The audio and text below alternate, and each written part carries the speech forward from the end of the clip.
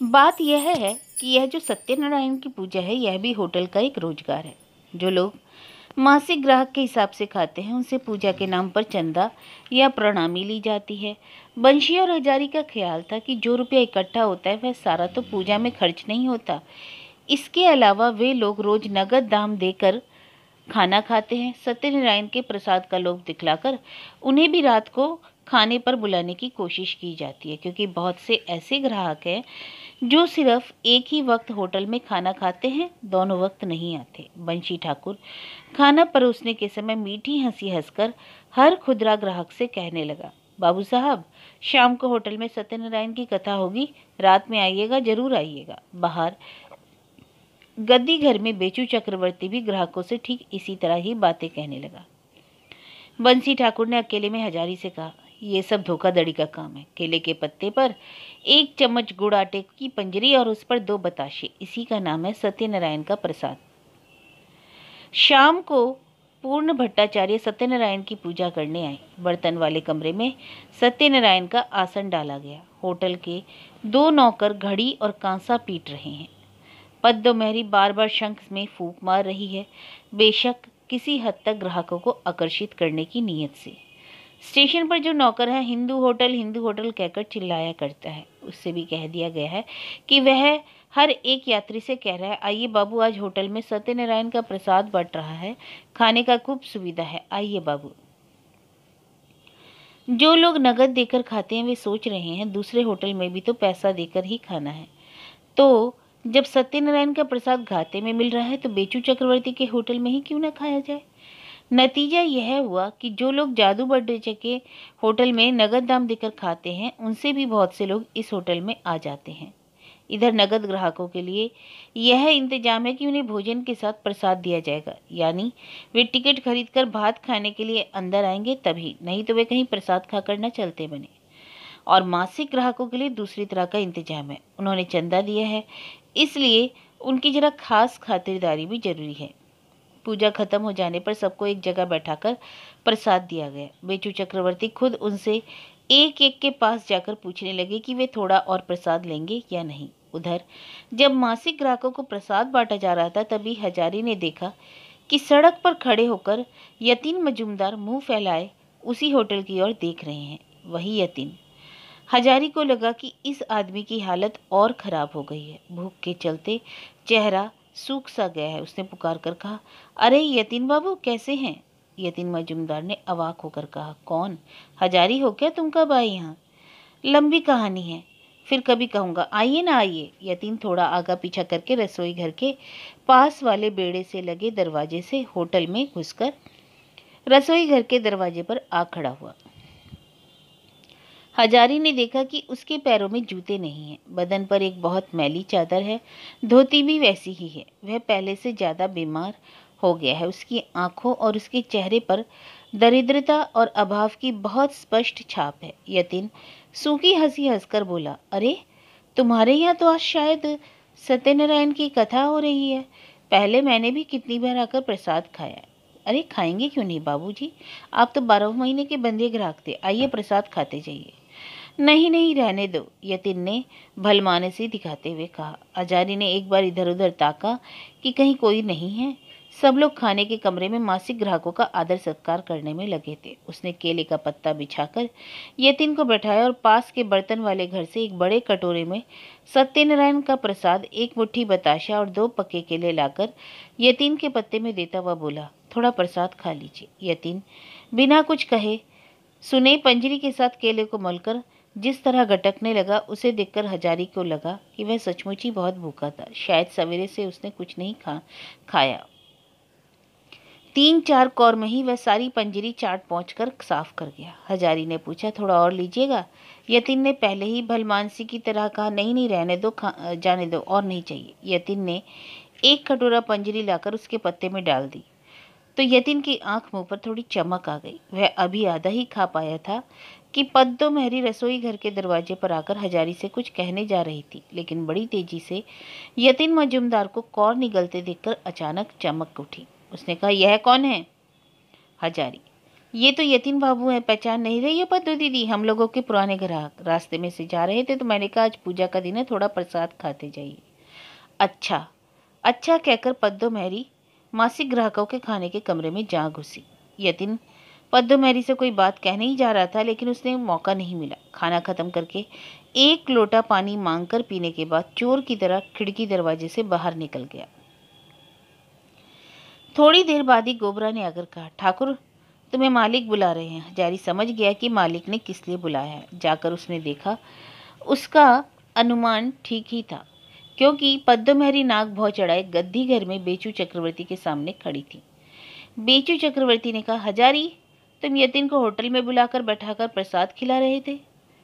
पद्महरी ने हाथ नचा नचा करके कहा, और खिलाना भी ऐसा वैसा? कटोरा भर भर के पंजरी दी थी उसके पत्ते पर।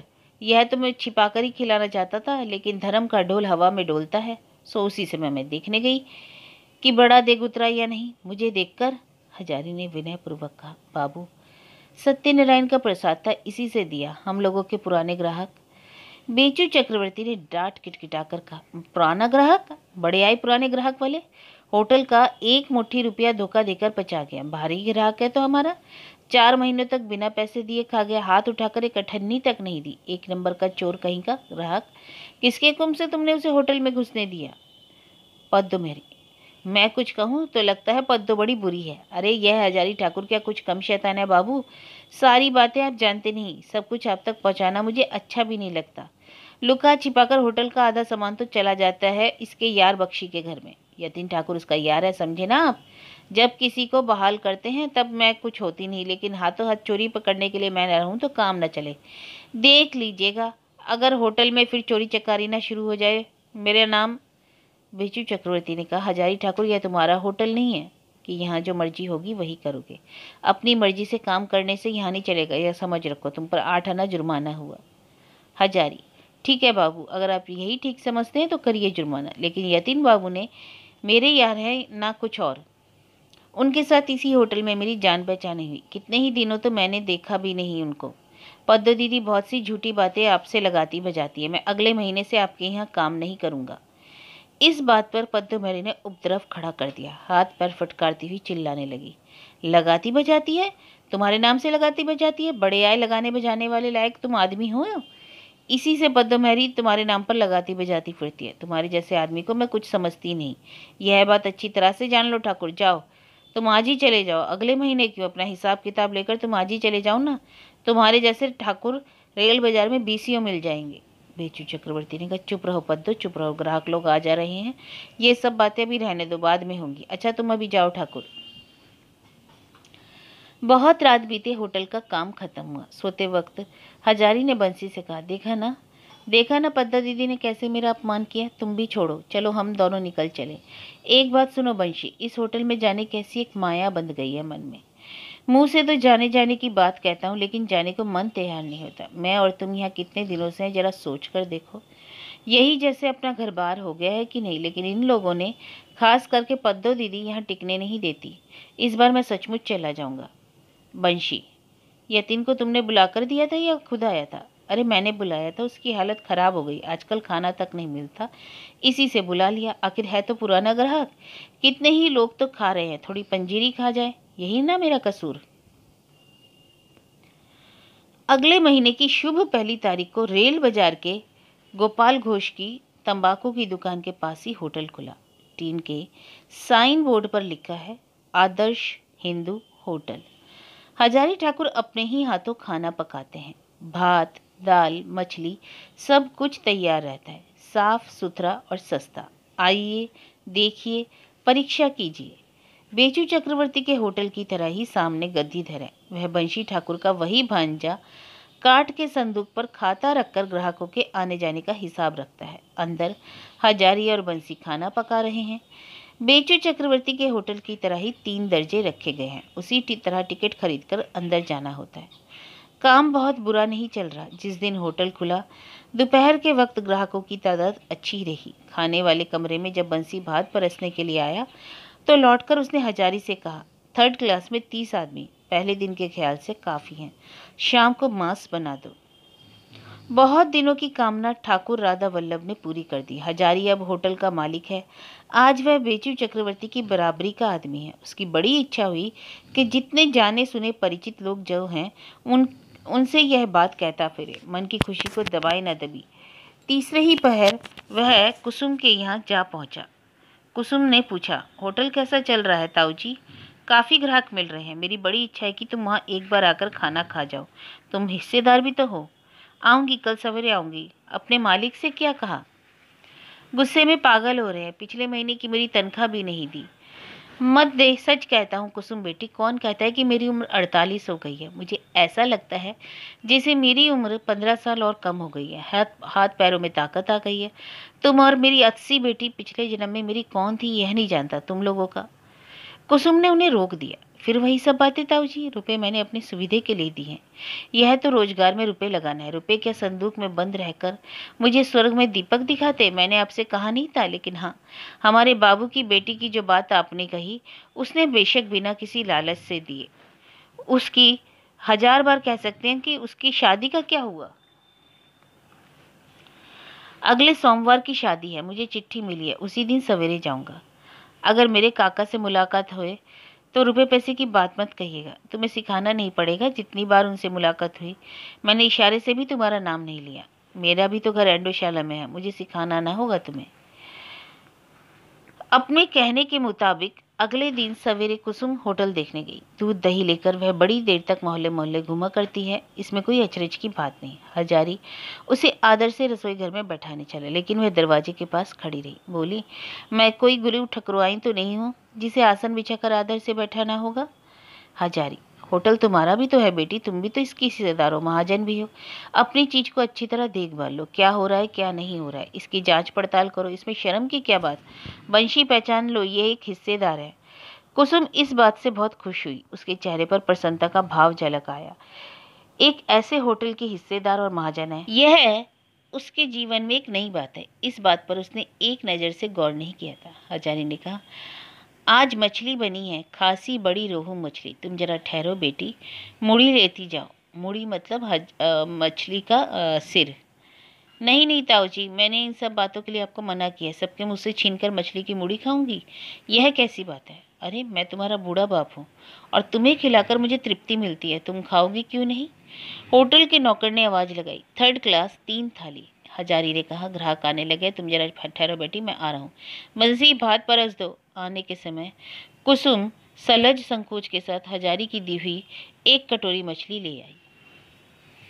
इस तरह 1 साल गुजर गया। हजारी एंडोशाला से बैलगाड़ी पर वापस आ रहा है। साथ में टेम्पी की माँ, टेम्पी और लड़के बच्चे हैं। उसके होटल का काम धंधा आजकल बहुत बढ़ गया है और राना घाट में रहे बिना अब उसका काम नहीं चलता। टेम्पी की माँ ने कहा, और कितनी दूर है? अरे वही तो सागौन का जो बगीचा दिख रहा है ना, अब पहुँचे ही समझो।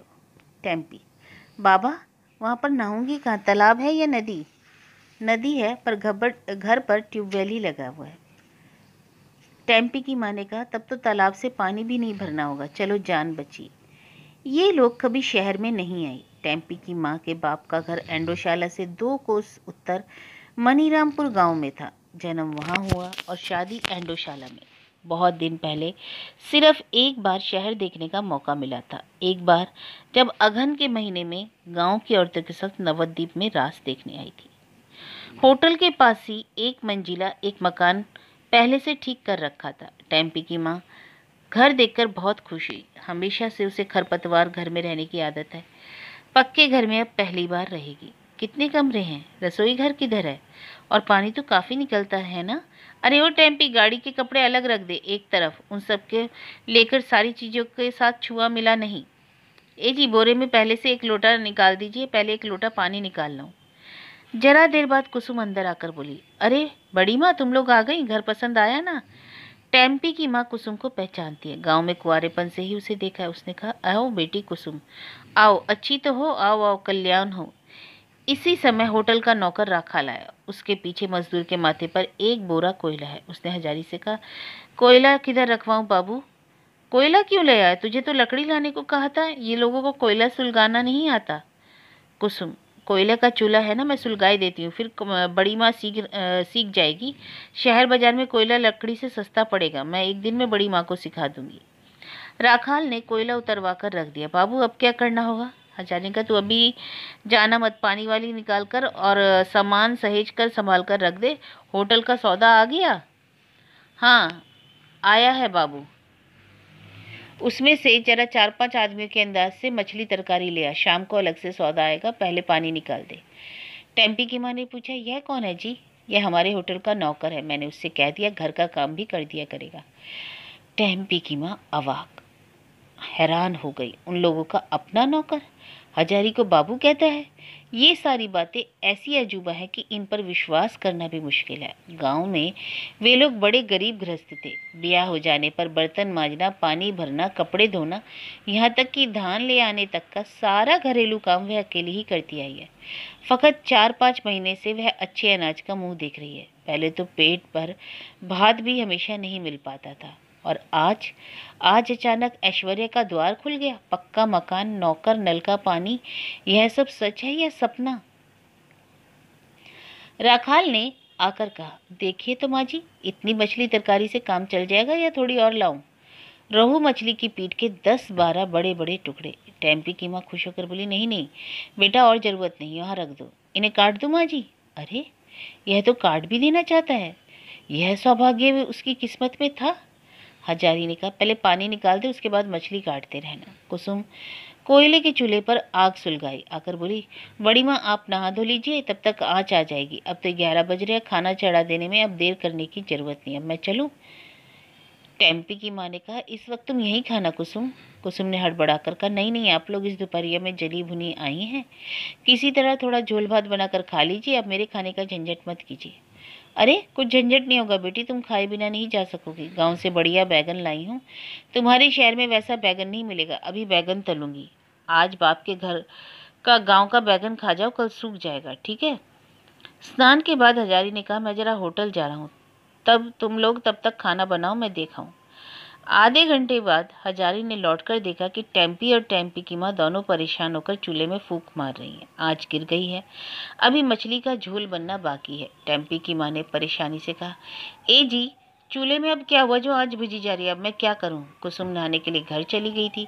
राखाल होटल गया है, इस समय वहाँ ग्राहकों की बहुत भीड़ है। इस समय लगभग 100 आदमी खाते हैं। पेचू चक्रवर्ती और जदू बाड़ूचे के होटल फीके पड़ गए। हजारी खुद ही खाना बनाता है। रांधने के उसके गुण के चलते रेल बाजार के जितने ग्राहक हैं सब उसी के होटल पे टूट पड़े। 3-3 ठाकुर और 4 नौकर पसीना पसीना हो जाते हैं।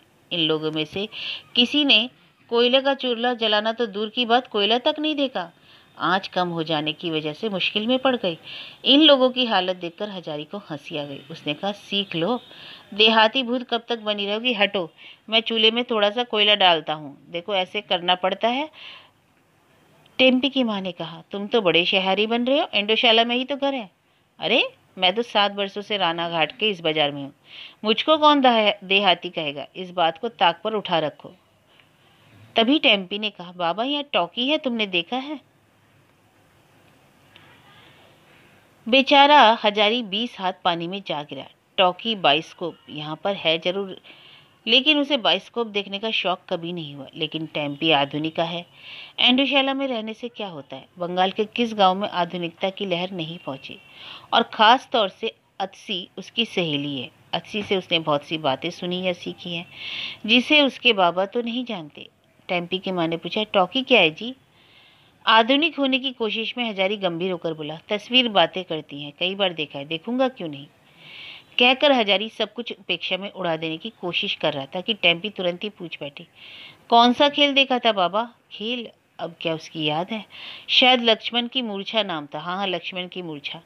बड़ी मुश्किल से मन को टटोलकर हजारी ने बचपन में देखी यात्रा की एक कहानी का नाम कह दिया। टेम्पी ने कहा, लक्ष्मण की मूर्छा? भला यह किस खेल का नाम है? इस तरह का नाम तो टॉकी के खेल का होता ही नहीं। अत्सीदी से मैंने उसका नाम ही सुना, वह तो दूसरी तरह का है। हाँ हाँ, तू तो जैसे सभी कुछ जानती है। चल हट, कोयले का वह बोरा। अरे मामा जी, खाना वाना हो गया? कहता हुआ वंशी का मांझा, वही सुंदर सा लड़का, आ करके घर में खड़ा हो गया। वह जो ही घर के अंदर आया, टेम्पी की माँ, देहात की बहू, झटपट माथे पर घूंघट करने लगी, लेकिन टेम्पी कौतूहल भरी नजरों से आने वाले की ओर देखती रही।